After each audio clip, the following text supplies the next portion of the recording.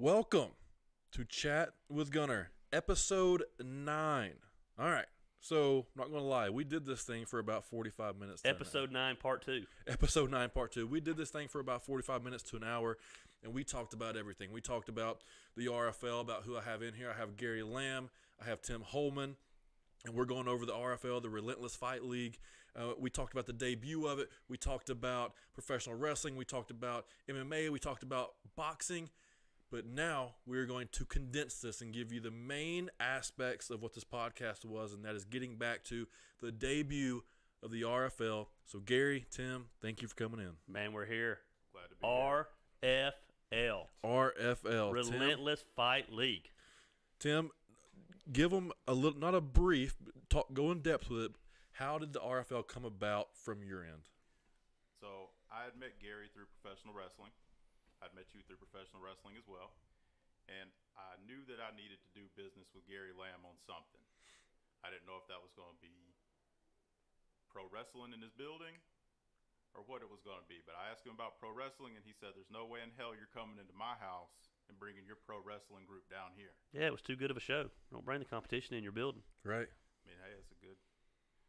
So we thought about it for a little while, or at least I did. I'm sure Gary was too, because Right. he secretly wanted to do business with me since he first met me also. Yeah.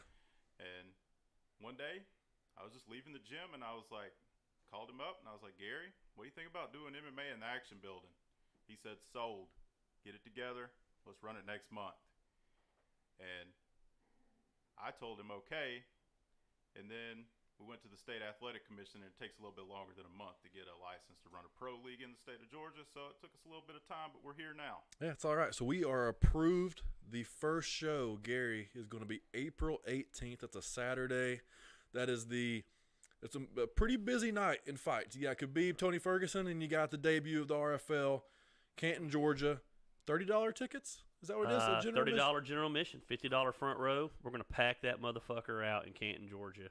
And you can leave there. There'll be plenty of places to catch the fight all across town that night. So come on out. Don't use that as an excuse. We'll be wrapping up before they started. So RFLMMA.com. If you're listening to this right now, you can go there right now and you can get tickets. You can be one of the first ones to get tickets. By the time you hear this, it's probably going to be a link on Facebook and all the social media platforms. But the first show, again, April 18th, the RFL is kicking off, and we couldn't be more excited. I'm involved. yeah, tell people what you're going to be doing. Yeah, I'm going to be commentating. I'm going to be, doing the little Joe Rogan-esque part of the RFL, which is something that I enjoy doing. I'm going to be talking about it, promoting it on this podcast, weekly, talking to each one of my guests that comes in. I'm going to be putting the bug in the air. Hey, we got this thing going on in Canton, Georgia. We got this fighter fighting this fighter. Telling those stories, getting the word out there, and just trying to do everything I can for a sport that I can't say that I love because I'm not involved yet, but a sport that I'm truly passionate about, which is MMA, because I've been to the UFC events. They're great. We've all been to UFC events. They're great.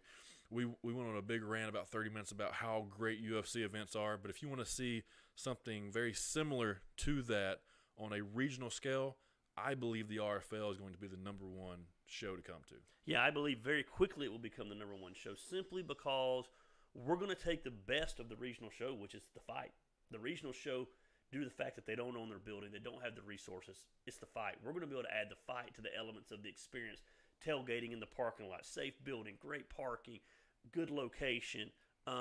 You're going to come and have an experience. For that guy who's got the girl that maybe fighting's not her thing, she's going to come and have a blast because it's going to be the fucking place to be in North Georgia on April 18th. And just like everything we've ever done there. And you've been there for events. We packed that fucking place out. We created an experience. And then you put Tim in his sweet spot, bringing the best regional fighters in.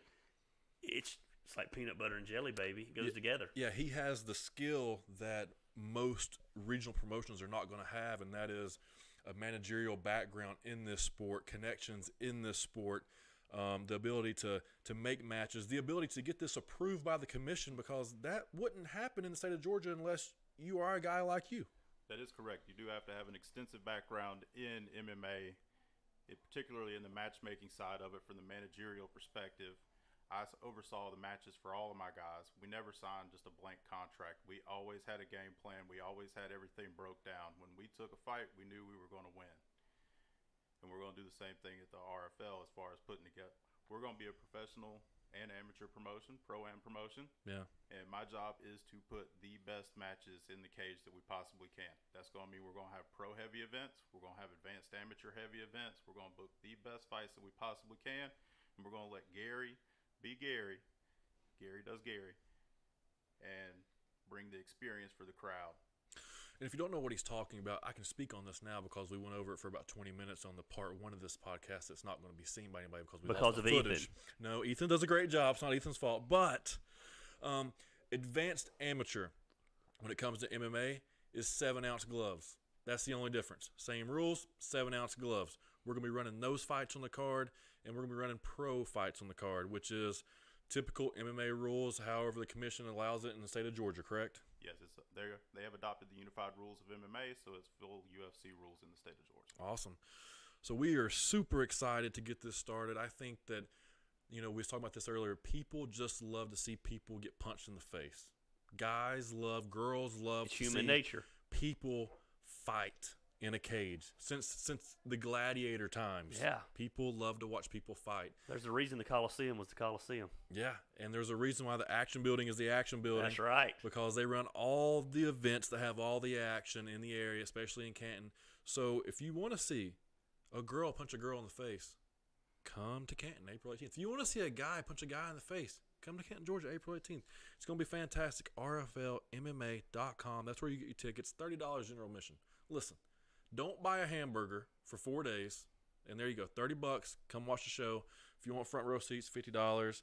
Is there a VIP package? We do have 2 VIP options. There's an 8-person VIP table for $500 and a 12-person for $750. Yeah. They get gift bags from our sponsors. Okay. They get a private wait staff for their area to take their drink and food orders and bring it back to them. Okay. And several other perks that Gary's going to put together along the way, because we're going to let Gary on that one and put it all together for him. I'm sure Gary will Gary. Now, here's a question I have. Alcohol. Is Yes. that going to be allowed? There will be alcohol. We'll be partnering together with the local bar in town, the Shuffle Inn. They're allowed to pull off-site catering permits. They pull the alcohol license for events in that building. So, there will be alcohol. Matter of fact, we haven't announced it yet, but Blue Falcon Bourbon's already on as a sponsor, and will be the official bourbon of the RFL, and pretty exciting. Now, Blue Falcon Bourbon, is that also the same guy that has a supplement company? He's a pretty big hustler. Yeah. And that hustler is up here with us? He is. So we got 3 hustlers in the room right now. Is that what you're saying? We got 3 people who like to eat. Not a better I got team. you. So I know we had the Don't Be a Bitch podcast with us. Yes. So now this is the hustle hour. That's I guess right. is what you pretty much call it. I know that Tim has spoke about how he's always wanted to get with Gary on a project. Since me and Gary have met each other, it's been, hey, we need to get together doing something other than just wrestling. Yeah. Because there's no money in wrestling. There's no money in wrestling, and you and I, for some reason, seem to have a lot of enemies in wrestling. Yeah, the same enemies. Must be all the success. People don't like us for some reason. The fans love us. Well, I think the reason why people don't like us is because we have a goal for the reason why we're doing something, not just because it's for everyone. Right. Like, not wasting my time. Well, I say it's wasting my time. Anything I do is wasting my time. And some of it I get paid for, some of it I don't get paid for. But wrestling, I waste my time in hopes to get paid, not wasting my time as a hobby like a lot of guys do. Yeah, it's not an art to us. It's a hustle. Yeah, it's not an art at all. And if it's not a sports or a competition and I can't win at it, I want to get paid for it. Right. It's our hustle. Yeah, it's a hustle. And we all have the professional wrestling background. You guys with the promoting background, myself as a talent, and that's kind of pretty much what we're doing here too. You guys are promoting it, and I'm just kind of sitting back and talking and doing what you guys tell me to do and helping out as much as I can. And with my skill set, I'm excited, man. I think it's going to be awesome. I think you take the elements that make wrestling, and you add the element of unscripted, real fighting. Yeah. I think Dana White's proven that works pretty well. I think he has. And then you take it and you put it in a building that, the trends will say is going to be successful and that history will repeat itself, and it'll have pretty good crowds. Yeah. Which pretty good crowds with this is pretty good margins, and Right. you know it's good business. Well, it's North Georgia, and people in North Georgia, like it or not, they don't want to go to the city unless they have to go to the city. Yeah. And to sit in traffic to get in the city, pay $15 to park in the city, then walk 5 blocks to a building where you don't feel safe.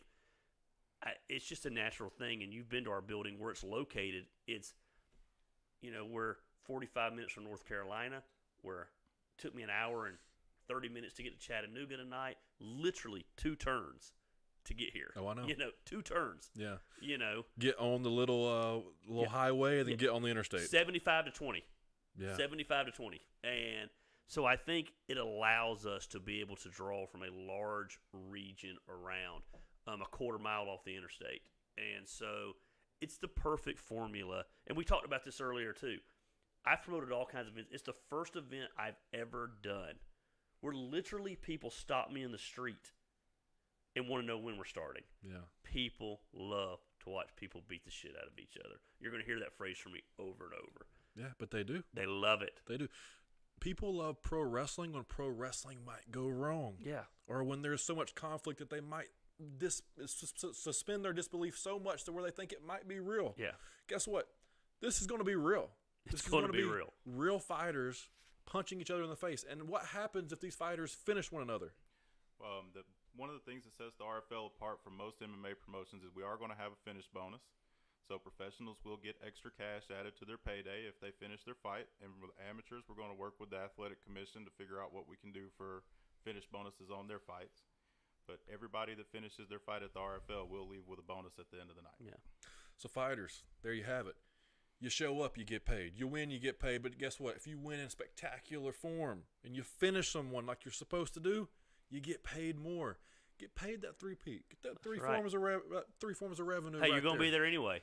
Yeah, you might as well get paid for all of it. That's right. Yeah, I mean, you can grapple around and you can win a good point decision. You can put it in the judge's hands, which we've seen show after show after show after show after show after show, Tim, that the judges rob these people from winning good fights. So finish them. Finish the fights. And the judges, most likely, since it's commissioned in Georgia, will be the same judges that would be judging a UFC in Atlanta. That is correct. Yeah. The GAEC, the Georgia Athletic and Entertainment Commission, are in charge of appointing all officials for the fights. And the Southeast is very blessed to have some of the top referees and judges in the United States located down here at the disposal of the Georgia Athletic and Entertainment Commission to come and oversee these events. Yeah, them Southern boys aren't going to be stopping a fight quick if they don't have to. They want to watch it. Yeah. It's not New York. The competition is going to be really good. You're looking at guys, unless they're signed to one of the big 3 promotions in the States, they're most likely, you might see them on an RFL card. People that are rising in the ranks, people that are top recruits, amateurs that are about to turn pro, amateurs that might be trying to win their pro card. You're going to see it all. You're going to see healthy competition at the RFL in a region where it's lacking a little bit of hustle. It's lacking a little bit of fire. It's lacking a little bit of competition and someone to really solidify that they are king. Yeah. And at Southern Honor, you're the king. We're the king. So, in MMA, we're about to be the king. I mean, I think that I don't do anything to lose. I think we call our shot right now and say, in 12 months' time, the RFL is going to be the best MMA promotion in Georgia and probably the Southeast. Yeah. Fair? I think that's a fair statement. I think it's a fair statement. I see some promotions in town and the way I see them is just seeing the posters because they get posted on Facebook. Valor is one of them. Valor is one. I think it's a pretty big one. Pretty big, yeah. And then there's a couple in Georgia that I'm not going to name, but because that's the healthy competition. But other than that, man, I'm excited about it. I think that if we can intertwine our storytelling from professional wrestling into the sport of UFC and really do exactly what Dana White has done, but on a regional level, and get these diehard redneck fan base of Gary's to buy into these guys' stories and their struggles and their failures and their success, we got something here. Yeah, I think stories, moments, and real fights, man. I mean, that's how can you go wrong? The only difference between this and pro wrestling really is there's no predetermined winner, so you can't pick a golden boy and just roll with him. There's predetermined winners in wrestling? Yeah. You didn't know that? Oh, no. You should probably get out of the business. I probably should. I had no clue. I'm just the promoter. I don't know anything else about it. Oh, there's not predetermined winners. Sorry. Okay. Yeah. But yeah, man, I'm excited to be on board. Thank you guys for having me on board. I'm sure we'll do plenty more of these. Ethan, how long we go just there? About 15 minutes. You, About you 15. got a little bit longer. Well, I'm really scared that this computer system's going to cut Right. off. And Before it cuts off, though, we're not going to have this. RFLMMA.com. Right. Tickets are on sale right now. People should go check it out. And see, I almost want to keep going and keep talking about stuff we were talking about, like the Deontay Wilder and Tyson Fury fight. You know, we had a great conversation about that. But if we talk for another 20 minutes and this computer shuts off, Computer's going to crash. even though last week it didn't, it crashed, or not last week, but the week before that, it crashed with Hankins, and then it was Tank. It crashed last week, and then it came back on. It's crashed a few times. I don't know what it is. Might be time for a new computer. It might be time for a new time slot. Might be time for a we new can do that. studio. Maybe that. I don't know. It might be. Yeah, it might be. Listen, Ethan knows my plan, my backup plan. So I'm not against it. Yeah. I just got to talk Tia into it and get her on board, which she probably will be. I'm trying to talk. You should work on this with Tia Okay. because I'm working on it with Christine. Okay. So we both have pretty badass wives. Oh yeah. I think they should get in the cage together. So listen to this. I was talking to Tia, and I was like, so if I started like helping you train, like getting you to the right people to get you training, would you fight? And she's like, yeah. And I'm like, seriously? She's like, no, I wouldn't. Yeah. First of all, she would be good. Oh yeah, my wife would be too. So Angela Hill was in the UFC. She was on Rogan's podcast. She didn't start training until she was 24. Now she's 35, 34, and she's just now like coming into her own. Yeah, I was at Angela Overkill Hill's pro debut. Yeah, so she's really good, like now. But I mean, if you look at her record, she has, I guess the way we could look at it, she has an amateur pro record. Like the first half of her record is probably, you shouldn't even count it. You should only count the last 8 fights or so. Well, she's fought 6 times in the last 12 months, so Which maybe- broke Cerrone's record. Maybe go back further than 12 months, but That's crazy, man. That's crazy. But she's what? She won, 5 fights out of the year? Or 4? I think 5 out of the 6. And she should, well, if she didn't win 5, she should have. Or if she won 4, she should have won 5 because one was a split decision that should have went the other way. I don't agree with a lot of the split decisions, to be honest with you. But I'm excited, man. All right. Ready So to roll. April 18th, Tia versus Christine in the octagon. The first match announcement. That's right. Right here. Main event. Gary, that actually sounds like a great main event for the Ultimate Redneck Rager. I don't coming think I've later told this Gunner year. about the Ultimate Redneck Rager. What is that? Well, I bought the web address redneckrager.com. And Wait a minute. You did what? I bought the web address redneckrager.com. Redneck Rager? Yeah. Okay. And we're planning 4 quarterly events a year at the Action Building that consist of 2 or 3 tough man fights, 2 or 3 midget boxing matches, arm wrestling competition, slap competition. Hell, we might even throw a hot dog eating contest in there. It's going to be whole nother level of fucking awesomeness. So a Gary doing Gary random Facebook post is coming to fruition. Yes. Yes. Tim's behind this one. We don't have to have the athletic commission if they wear certain size gloves. So it'll be probably 3 midget boxing matches, 3 tough man competitions. They got to wear, 17 ounce? 16. 16 ounce gloves. Slap competition just got sanctioned in America. There's a sanctioning board of that. I don't know if you've seen that over in Russia. I've seen some of it, yeah. They just had the first event in Corpus Christi, Texas, and drew 800 people. Wow. Yeah, just to get slapped across the face. And some arm wrestling.